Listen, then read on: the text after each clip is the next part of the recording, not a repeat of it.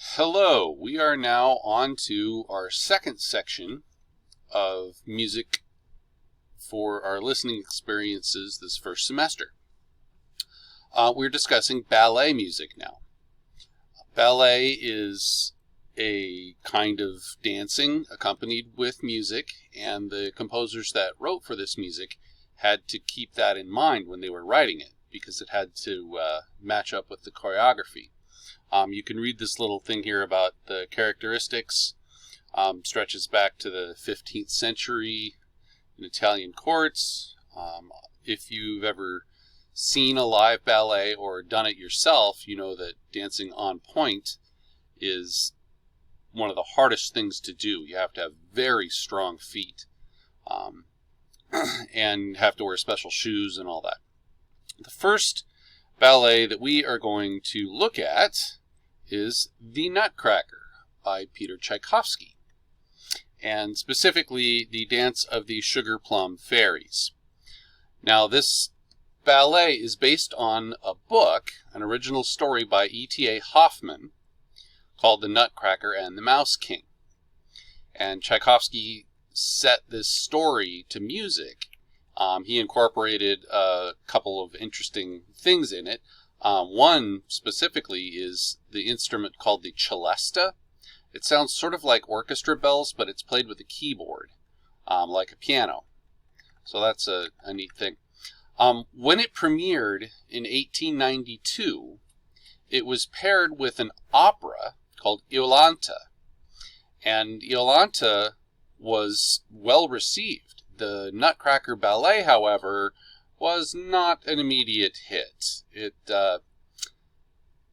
didn't really resonate much with the audience. So that was the third of the famous ballets that he wrote.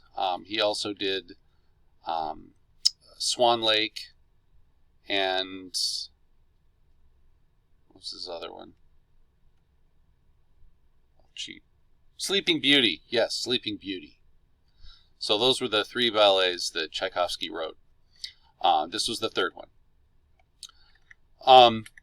It falls squarely in the Romantic time period, and that is obvious when you listen to it because of the orchestration used. The instruments that Tchaikovsky wrote for were very, well, they were used a lot during that time period, larger orchestra. In 1940, Walt Disney actually used this music as part of his film Fantasia. So this has the one with all the little fairies dancing around and bringing everything to life, ice skating on the water to freeze it, things like that. It's a wonderful, wonderful piece that he came up with. Couple decades later, in 1960, Duke Ellington actually wrote a version of the Nutcracker Suite for a jazz band, and it's since been rearranged for full symphony orchestra. But that's really fun to listen to. So in his version, you don't hear the Dance of the Plum Fairies, you hear Sugar Rum Cherry.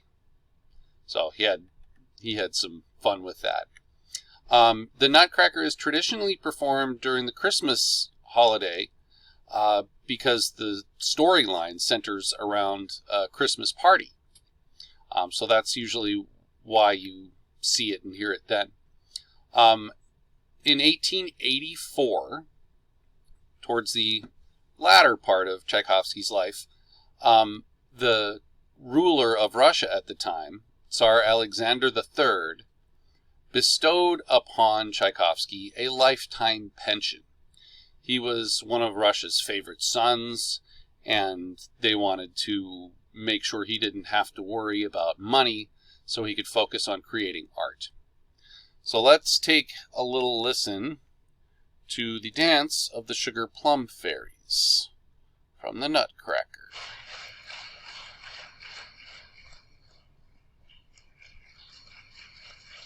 You can see how light and airy she is when she's dancing. Supposed to look like they're floating.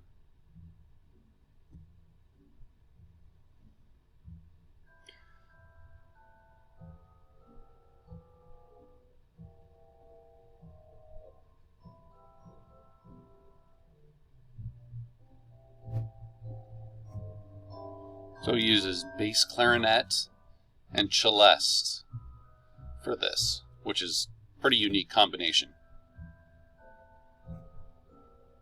especially in 1892.